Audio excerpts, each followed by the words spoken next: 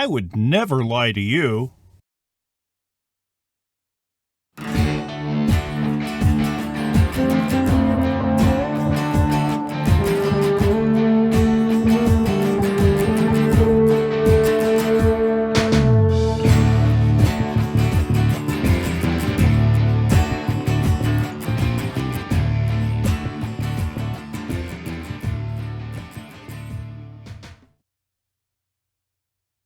We're in a composition classroom. Virtual, but still a composition classroom. So we don't truck in people not sticking to evidence. We want logic, we want rationality, but every so often, there's going to be someone who's going to bend the rules. We seem slightly obsessed with ideas about the truth and lies, but we don't really think about them nearly as much as we should. But I think that people are starting to come around on that one. Last semester, as of the making of this video, when we did the textual analysis essay, if you haven't gotten to this one yet, it's where I asked you to pick a specific article and argue it works for our class. At the time, I wasn't using the Ericcson article as one of our readings, but so many of the students who wrote the textual analysis essay chose Ericsson's article on lying. So I thought it would be important for us to look at that article on lying and break it down to its various constituent parts. One of the things that this article does is list off 10 different types of lies, and it goes into a little bit of detail about them. When I was reading it, though, my ultimate feeling after going through it, taking notes, rereading it, something was wrong, and I was feeling just a little bit unsatisfied with all of it. And it took me a while to realize that what was making me unsatisfied with this article is, while it did what it did fairly well, it was generally a little bit lightweight. And the best example of it being lightweight is in what would be the closest thing to a thesis statement I saw. Telling the truth all the time is nearly impossible. It means living with some serious consequences. But if I justify lying, what makes me any different from slick-talking politicians? Well, this isn't quite as lightweight as, say, a WikiHow article, but it's not great. While it's fine for what it is, if I want to use it for some level of academic scholarship, I don't think it works on its own. I think we need to add different types of perspective. So that's what we're going to do for this particular essay. We're going to, instead of focusing on Ericcson itself, we could do a little bit of reading comprehension, but we're trying to move beyond that. I want to see how the ideas that Ericcson brings up work in a few other writers and how they develop similar thoughts and what they do with them. So for this video, we're going to be talking about St. Augustine of Hippo, Robert Frankfurt, Stephen Colbert, and Vladimir Putin. No, that's not a joke. We're really going to be talking about these people and their thoughts, and it's going to be worthwhile. Trust me on this one. So let's start off with St. Augustine. If you want a little bit of bio on St. Augustine of Hippo lived from November the year 354 to August 430, and he's usually seen as one of the great Christian philosophers, and his writings still influence theological discussions to this day. In particular, one of the works he wrote was a book called On Lying, which seems perfectly suitable for our discussion. So let's break this one down into its constituent parts. Much like Ericcson, St. Augustine broke down several types of lies, and in order from least bad to worst, lies to prevent physical harm, lies to avoid betrayal, lies for good without causing harm, lies to entertain/please, lies for deception's sake, harmful lies with some benefit, harmful lies with no benefit, and, worst of all, false Christian teaching. Now, I got something to admit. I did my best with St. Augustine, but his stuff isn't exactly the clearest in the world. In spite of the fact that this is way over 1,500 years, there's not really a good consensus on it. In fact, I found an actual academic article from the Journal of Religious Ethics, which, while it's a lot about St. Augustine's ethics, it's also largely about how people don't agree on what St. Augustine's ethics actually are. The quote, Augustine's staunchest critics and most sympathetic readers alike find his ethics vexing. Lying and coercion are two of the more perplexing topics to which Augustine's scholars and ethicists regularly turn, and proposals for rehabilitating or reconciling his seemingly incommensurable judgments are standard fare among scholars engaging in moral reasoning about lying and coercion. In other words, take anything I say here with a little bit of a grain of salt, because there's not a large amount of agreement on exactly what Augustine says and what it means. And that's not just me not doing a good enough job of reading. The professionals, the people who focus on this stuff, haven't really nailed down Augustine. That in itself isn't bad. One of the things you'll notice in this class is that I'm fine with there being some ambiguity because that allows us stuff to talk about. But we got to examine it. I just wanted to point this out because if you hear someone say something different than what I'm saying, there is disagreement. So the factors involved in Augustine's admittedly long, admittedly relatively complex tome. When he's talking about lying, intent is very important for Augustine. He says, the lie which is told solely for the pleasure of lying and deceiving, that is the real lie. He has lies which are worse than others, and they generally have something to do with the level of intent if we were to go back to that list. But even if the lie is harmless, it harms our soul. So even the lie which is told for a good purpose is dangerous to our soul, and the soul's salvation is more important than any harm the lie may prevent. It's one of the things that came up in a lot of the commentary on Augustine's On Lying, was there was some disagreement on whether we should be able to lie in order to prevent a large harm. And the consensus, at least as far as I'm able to gather, is that no, because whatever punishment might happen here, whatever harm might happen on this world, the most important thing is the next life, the eternal life, and lying gets in the way of that. So if you want to boil it down to one very reductive small sentence, don't lie, ever. Which is relatively straightforward, I guess, but it does lack a little bit of nuance.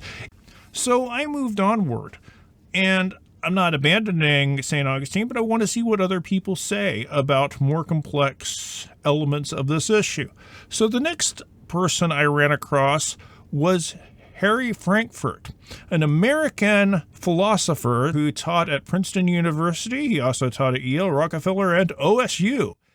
And his most well-known work is a collection of essays titled On Bullshit.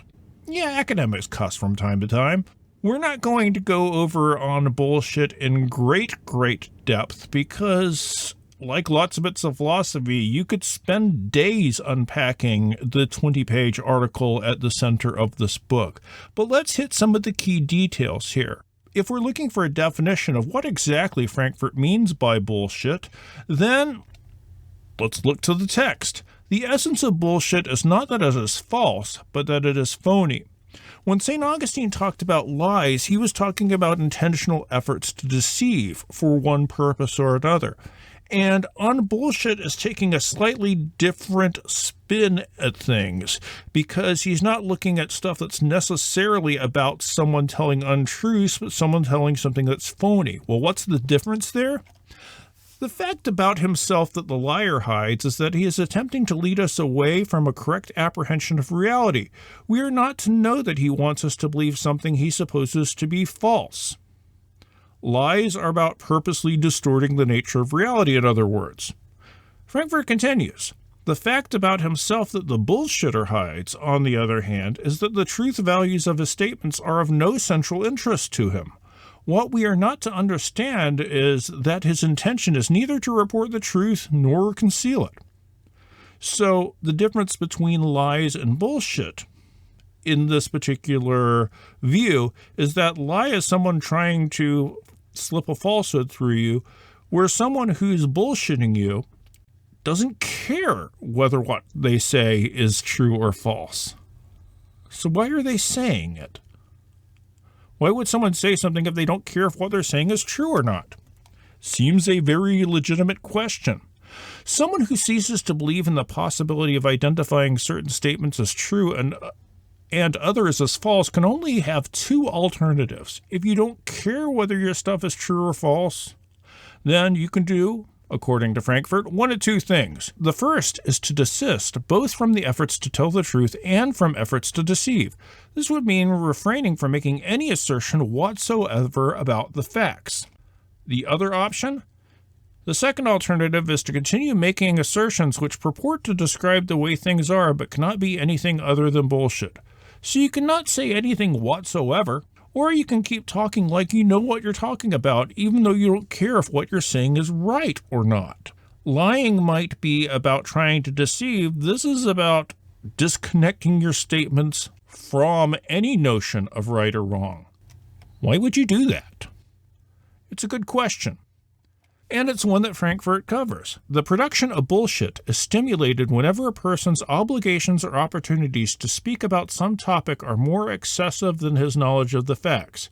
In other words, we're being asked to bring out a lot of opinions on things. We often have to act as if we know stuff because we're expected to know stuff more than we are going to be able to know. But we face various forms of skepticism which deny that we can have any reliable access to an objective reality. So we're being asked to talk about a bunch of stuff that we might not know anything about and that no one might know anything about. So the individual turns towards trying to provide honest representations of himself. Convinced that reality has no inherent nature which he might hope to identify as the truth about things, he devotes himself to being true to his own nature. So we're being asked to act as if we know a bunch of stuff, but knowing stuff is unknowable. So what we do is we just try to make ourselves look good. And in trying to make ourselves look good, we're trying to communicate, hey, we're great. But that's impossible. Because as conscious beings, we exist only in response to other things, and we cannot know ourselves at all without knowing them. For Frankfurt, the crux of this is that we have some relationship to reality, and if we think that there's no such thing as reality, what does that do to us? So we just start spouting off stuff in an attempt to put forth this image which may or may not be true. Now, I know what you're thinking. You're thinking a little bit of, what in the hell is going on? And that happens a little bit with philosophy. But it's important to know that the contradictions are a feature. They're not a bug. And if we can accept the fact that people act as if there is no reality, but still have to say stuff, so we just make up a bunch of stuff, we need to start tracing how that affects things. And this is something that lots of thinkers and lots of fields have been thinking for a long time. A term that has been floating around for a while is that we live in a post-truth world. How do we act if there is no reality? If we have all these forces that are trying to blur the lines between truth and not truth, between facts and opinion, what do we do? How do we move? How do we think? How do we try to grow? How do we try to solve problems? If everyone's just lying, it should be easy enough to just call out the liars and prove that they're lying, and then everything is going to be great. But if we think that there is no definite truth out there, how do you proceed? How do the people proceed who have good intentions, and how do the people proceed who might not have great intentions? This moves us on to something from our next thinker, Stephen Colbert. Honestly, Stephen Colbert is an American comedian, writer, producer, political commentator, actor, and television host. As of this filming, they just announced that his late-night talk show is being canceled, but his late-night talk show isn't the root of what we're going to talk about. Before he was on CBS on The Late Show, he had a news satire show on Comedy Central called The Colbert Report, where he acted like a hyped-up version of a conservative media pundit. It was quite brilliant. And he blurred a lot of lines on there. One of his normal segments was the word of the week. And one of the first of those was truthiness, the belief in what you feel to be true rather than what the facts will support. Taken at face value, the idea of truthiness is, this seems like it should be true, so I'm going to act as if it's true. If there's no definite truth out in the world, what else do we have? And it's a weird thing to come from a satire program because we're not supposed to take them seriously, but satire can often be really loaded with true real-to-life meaning. You ever read Jonathan Swift's A Modest Proposal? It's the same kind of thing happening here, where while this might have originally been written as a joke, it resonated with a lot of people because they could see people acting on what they thought was true rather than what was researched and proven to be true. And it wasn't just standard pundits. There's academics who've investigated truthiness. There's books on narrative truthiness, the logic of complex truth and hybrid nonfiction. But for our purposes, I want to focus on an article I saw, Truthiness, How Non-Probative Photos Shape Belief. This is from The Psychology of Fake News, Accepting, Sharing, and Correcting Misinformation. And the article itself illustrates truthiness in real life, or how people are using the concept of truthiness in real life, and how people's logic can be shaped by things other than facts. The paper describes an experiment in which people saw trivia claims either paired with a photo or not, and had to decide whether the claims were true or false. The key manipulation in these new studies was that half of the subjects saw photos that were semantically related to the claim. Claim magnesium is the liquid metal inside of a thermometer was paired with a photo of a thermometer, and half the subjects saw photos that were semantically unrelated to the claims. The claim magnesium is a liquid metal inside the thermometer was paired with a photo of a lizard. The result of these studies are consistent with a cognitive fluency interpretation of truthiness.